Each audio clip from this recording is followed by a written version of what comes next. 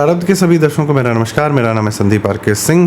दर्शकों, राहुल गांधी का एक वक्तव्य आ गया है। वह यह कह रहा है कि उसको राज्य से लड़ाई लड़नी और वो सबको समझा रहा है कि यह एक फेयर फाइट नहीं है। वक्तव्य सुन लेते हैं, फिर आगे इसकी चर्चा करते हैं। And the capability to stop them. I'd like to say one last thing, that do not think that we are fighting a fair fight. There is no fairness in this. If you believe that we are fighting a political organization called the BJP, that we are fighting a political organization called the RSS, you have not understood what is going on. The BJP and the RSS have captured every single institution of our country. We are now fighting the BJP, the RSS and the Indian state itself. तो राहुल गांधी ने कहा कि fair fight नहीं है। Fair fight किससे? ये fight किससे करना है? ये लड़ाई किससे लड़नी है? सत्ता को पाने के लिए जो संघर्ष रहा है वो इतिहास में सदैव हिंसक रहा है। और भारतीय समाज ही क्या, पूरे विश्व का समाज ऐसा है, एक्चुअली मानव समाज ऐसा है जिसमें एक मुखिया होना ज़रूरी है, नेतृत्व होना ज़रूरी है, चाहे वो गांव के लेवल पर हो, चाहे वो परिवार के लेवल पर हो, चाहे हमारी संरचना, हमारे समाज की संरचना ही ऐसी प्रकृति ने दिया है। तो इस पद को पाने के लिए इस पद के कुछ अधिकार होते हैं और इस पद को कुछ कर्तव्य करने होते हैं। तो समाज से कुछ लोग उठते हैं, कुछ लोग कर्तव्य पूर्ति के लिए इस पद को पाना चाहते हैं और कुछ लोग उस पद पे जो मिले हुए अधिकार हैं उसको पाने के लिए उस संघर्ष करते हैं। यह पूरे विश्व इतिहास का, हर ज्योग्राफी का, हर जगह का ये एक बेसिक रूल रहा है। लेकिन जो सभ्य समाज होता है वह इस प्रक्रिया को थोड़ा सा इवॉल्व होकर इसको कुछ और तरीके से, जैसे डेमोक्रेटिक फॉर्म में ले आता है। सभ्य समाज वह क्या करता है? वह करता है कि सारी जनता की इच्छा का मतलब उसकी इच्छा का पालन होना चाहिए, पहला। दूसरा, ताकि जनता में जितने भी लोग हैं सबको लगे कि हाँ हमारी भागीदारी है, किसी को यह मन में न पनपने लगे कि हमारी भागीदारी नहीं। दूसरा, हिंसक नहीं होता, इसमें विदाउट हिंसा इस प्रक्रिया को पूरा किया जाता है।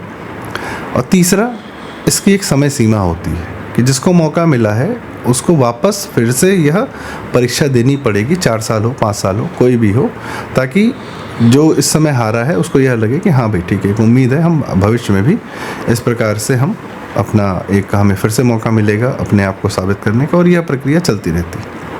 और इसके जो सबसे महत्वपूर्ण अंग है वो यह है कि जिसको सत्ता मिल गई है और अगर छूट गई है जनता की इच्छा के बिना, तो वो क्या करते हैं कि वह जनता की इच्छा के बिना यदि सत्ता अगर उनको जनता ने तज दिया है और कहा है कि नहीं अब आप कुछ दिन बैठिए चैन से, तो उसको मानना पड़ता है। जनता के विरुद्ध संघर्ष करने नहीं जाना पड़ता, क्योंकि जनता की इच्छा नहीं। राहुल गांधी के परिवार ने 60 साल से एक देश पर राज किया। राहुल गांधी को संविधान और लोकतंत्र की बड़ी चिंता लगी रहती है, ऐसा वो बताता है। अगर इतनी चिंता है तो राजनीति से संन्यास ले लो, क्योंकि एक ही परिवार भारत पर क्यों राज करेगा? कहाँ से लिखा के लाए हो? किसने तुमको लिख के दिया है? विधाता ने लिखा है कि एक ही परिवार इस्तेमाल भारत का जो है खून चूसेगा, एक ही परिवार भारत पर राज्य करेगा? नहीं ना। भारत पे तो राज्य कोई भी कर सकता है, शासन कोई भी संभाल सकता है। भारत की शासन व्यवस्था को भारत में कहीं से भी आया हुआ आदमी, कोई भी आदमी, महिला, कोई भी हो, संविधान ने यह प्रक्रिया बनाई है। तो एक ही परिवार क्यों इतना बेचैन है भारत पर राज्य करने के लिए? अगर तुम्हारे कुकर्मों को, तुम्हारी माता के कुकर्मों को, तुम्हारे पिता के कुकर्मों को, तुम्हारे फिर दादी के कुकर्मों को, फिर उनके पिता के कुकर्मों को, जिसको भारत ने भोगा, जिसकी वजह से दिवालिया हुआ, देश में हत्याएं हुई, हिंसाएं हुई, पाकिस्तान नाम का एक तलवार हमारे सर पे सदैव लटकता रहा तुम लोग की वजह से। यदि इन सब चीज़ों को समझकर भारत की जनता तुम्हें मौका नहीं दे रही है, तो अब तो तुमको मान लेना चाहिए कि तुम्हें मौका नहीं मिल रहा है। और यदि यह प्रयास करना है सत्ता प्राप्ति का तो जो प्रक्रिया है उससे करो। नहीं, राहुल गांधी कह रहा है कि चूंकि सारे इंस्टीट्यूशंस पे कब्जा तुमने कैसे किया है, तुम्हारे परिवार ने कैसे किया है, इसकी कहानियाँ मीडिया पर, सोशल मीडिया पर लगातार घूम रही। और दिल्ली मीडिया तो तुम्हारे गोदी में रहता है। एक्चुअली जो जिसको ये गोदी मीडिया कहते हैं, जिसको जो भी मीडिया कहते हैं, वो गंदी मीडिया है। दिल्ली की मीडिया विशुद्ध गंदी मीडिया है, क्योंकि गांधियों के कदमों के तले रहती है, रहना चाहती है, उनकी चप्पल ही चाटना चाहती है दिल्ली की सारी मीडिया। अभी सरकार बदल जाए ना भी बदले, उस दिल्ली मीडिया को भी यह लगता है कि ये बाहर से कौन आ गया, ये गुजरात से कौन आ गया, ये उत्तर प्रदेश से कौन आ रहा है जो हम पर शासन व्यवस्था करेगा। भारत पर राज्य करने वाला तो दिल्ली के लुटियंस में रहने वाला ही होना चाहिए। और नेहरू वगैरह कोई रायबरेली, अमेठी, प्रयाग के रहने वाले नहीं थे। वो सदैव दिल्ली में रहे, दिल्ली में ही जीवन बिताए और वहीं राजधानी के ही सत्ता के, उसके बाप भी वही करते थे, अंग्रेज़ी सत्ता के नीचे रहते थे। नेहरू ने भी वही किया, उसने दिल्ली की सारी मलाई खाई और वही मलाई बंटता है दिल्ली की मीडिया में। वहाँ के लुटेंस के सारे जितने भी लोग हैं वह नहीं चाहते, उनका एलिटिज़म, उनका एंटाइटलमेंट यह नहीं चाहता कि भारत में कहीं से, गांव से उठकर कोई आकर उन पर शासन करे। ये भारतीय व्यवस्था सिर्फ नाम के लिए है उनके लिए। और उसका जो सबसे बड़ा उदाहरण है वह है राहुल गांधी। एक परिवार की चौथी पीढ़ी क्यों शासन करेगी? और चौथी क्यों? पांचवा आदमी नेहरू, इंदिरा, संजय गांधी, राजीव गांधी, सोनिया गांधी और आपका फिर ये राहुल गांधी। यही लोग क्यों राज करेंगे? लोकतंत्र की अगर इतनी चिंता है तो परिवारों को बिल्कुल मौका नहीं मिलना चाहिए, राजनीतिक परिवारों को किसी भी इनको तो बेदखल, ये क्रीमी लेयर के एकदम अल्ट्रा प्रो मैक्स वर्जन है। एक परिवार के 4 प्रधानमंत्री, मजाक बना रखा है। और सोनिया नहीं भी प्रधानमंत्री थी तो मनमोहन सिंह किसका था, मनमोहन सिंह के पीछे कौन था यह कौन नहीं जानता है। सर्वे सर्वा NSE बना के उसको बाहरियों को हमारे सर पे बिठाया। जॉन द्रे नाम के 2 कौड़ी के अर्थव्यवस्थाओं, अर्थ कहने को अर्थशास्त्री, अर्थशास्त्रियों ने अनर्थ कर दिया इस भारत का। आज जब भारत प्रगति की राह पर है तो उसको राज्य से लड़ना है। इसका खुद का खर्चा कहाँ से चलता है? इन लोग के खुद के पैसे, इनकी जो हाई लाइफ है वो कहाँ से आती है? इसका जिक्र कभी नहीं करेंगे। राजीव गांधी फाउंडेशन में कितने पैसे सरकार से लिए, कहाँ से, NGO से, सोरोस से इत्यादि, कहाँ? जब स्वयं सत्ता में तो चाइना की गोदी में जाके बैठ गए थे, MOU कर रहे थे CPI, कम्युनिस्ट पार्टी ऑफ चीन के साथ में। यह आदमी खतरनाक है और ये अपने इरादे जाहिर कर रहा है। और ये जो जाति विभेद है, ईसाइयों का फैलाया हुआ कुचक्र है जिसमें भारत के एक मानसिकता फंसी हुई है। क्योंकि नेहरू, इंदिरा के काल में, राजीव के काल में और दिल्ली मीडिया ने सदैव भारत को जातियों में बांट के, हिंदुओं को जातियों में बांट कर ही रखने का प्रयास किया, ताकि पॉलिटिकल इस्लाम और मुस्लिम वोट बैंक के समर्थन से और कुछ चंद हिंदुओं के समर्थन से सरकारें बनती रहें और ये लोग बाकी हिंदू जनता को, भारत की जो एक्चुअल जनता है उसको तजते रहें, उसको किनारे रखे रहें, उसको गरीबी में रखें, उनको शौचालय तक नसीब न करवाएं, उनकी ट्रेनों में, उनके रेल की पटरियों पर बदबू फैली रहे, मल फैला रहे, मलमूत्र फैला रहे, उनको जीवन में बिजली न मिले, पानी न मिले, उनको कुछ न मिले, उनको बैंक अकाउंट न मिले, उनको तड़पते रहें, घिसटते रहें, सिसकते रिरकते रहें और जब भी वो अपने कर्म से पैदा करें उसको सरकार टैक्स बढ़ाकर ले जाए या बाहरी कंपनियां का ही सामान उन लोगों को खरीदना पड़े। ये ब्रिटिश व्यवस्था थी जो ये कांग्रेसियों ने भारत में अभी भी लागू कर रखी। भारत को बेचा है टुकड़ों में इन्होंने, बाहरियों को। कभी पॉलिटिकल इस्लाम के हाथों, कभी खरीदार तो वही रहे हैं जो बाहर से आए, कभी कम्युनिस्ट आए, कभी इस्लामिक आए, कभी क्रिश्चियंस आए। आज भी टुकड़े टुकड़े में भारत को बेच रहे हैं। एक परिवार के लोग ने भारत इतना बेचा, तो तुम्हारे कुकर्मों को देखकर अगर भारतीय जनता तुमको नहीं लाना चाह रही सत्ता में, तो तुम क्या इस राज्य से, भारत से लड़ाई करोगे? 10,000 साल का इतिहास है इस भारत का, तुमको इससे लड़ाई करनी है। उस भारतीय जो जनता है उसके मन का क्या, उसकी मानसिकता का क्या? 60 साल में उसने तुम्हें देखा नहीं, समझा नहीं, जाना नहीं, उसके अनुभव का क्या?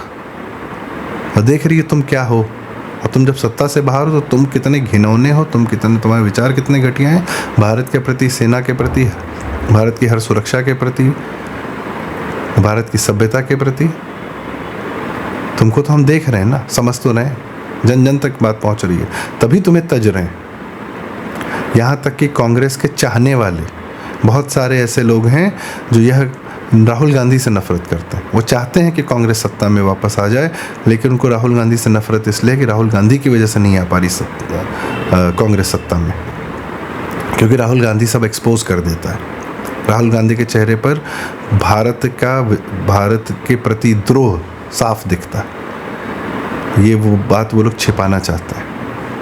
बहुत सारे IAS अधिकारी हैं, बहुत सारे दिल्ली लुटेंस क्लब के लोग हैं, इंटेलेक्चुअल्स हैं, यह है वो हैं। भाजपा का समर्थन इसलिए नहीं करते हैं कि भाजपा सत्ता में आ गई है और वो देश बना रही है। उन्हें वही पुराना सिस्टम ही चाहिए, बस राहुल गांधी नहीं लाने दे रहा है, क्योंकि राहुल गांधी को जनता देखती है, जब देखती है तो कहती है ये आदमी तो बिल्कुल नहीं बनना चाहिए। जनता के मन का क्या,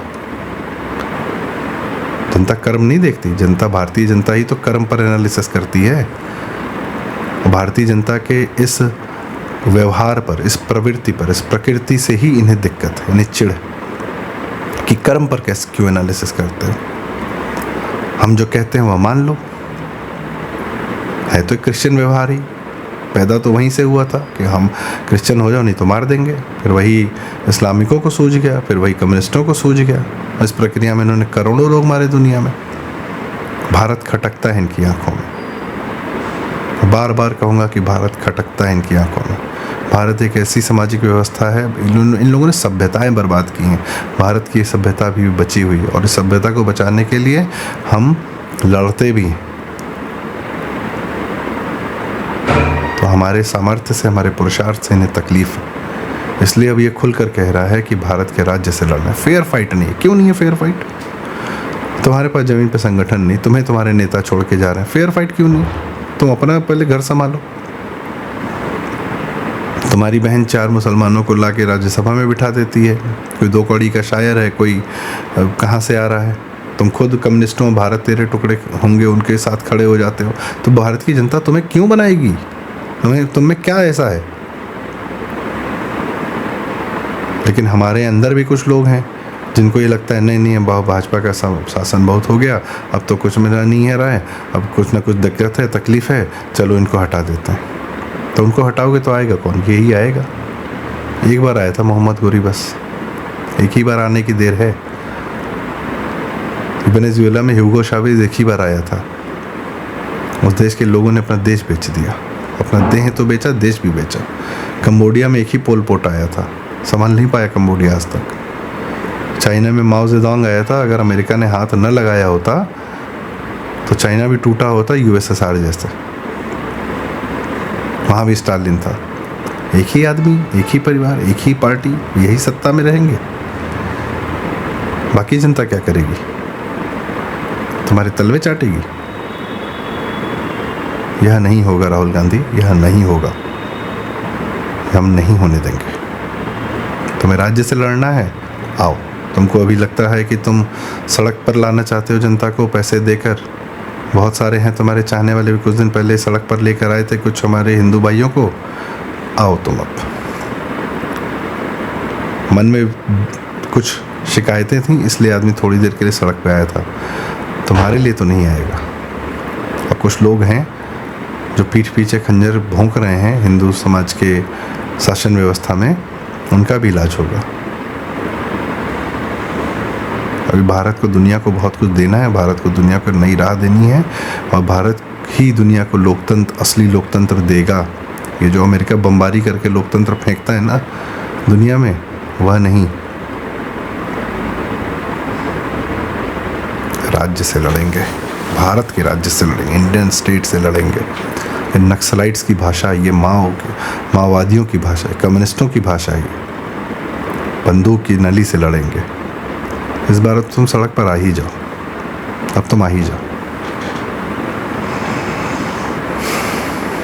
इसी के साथ अपनी बात का समापन करता हूँ मैं। तो आपकी क्या राय है कमेंट्स में हमें ज़रूर बताइए। बहुत बहुत धन्यवाद। नमस्कार। जय श्री राम।